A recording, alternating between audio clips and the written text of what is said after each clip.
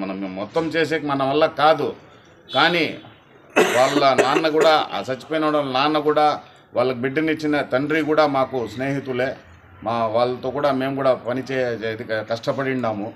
ఈరోజు ఆ కుటుంబానికి అట్లుండాది అనేసి ఈ మహానుభావులందరూ పెద్ద మనసు చేసి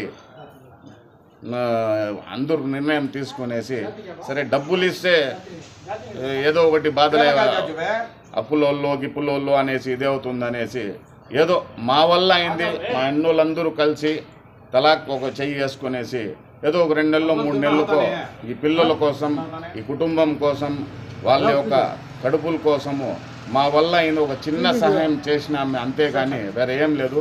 ఇంకా దీనిపైన కూడా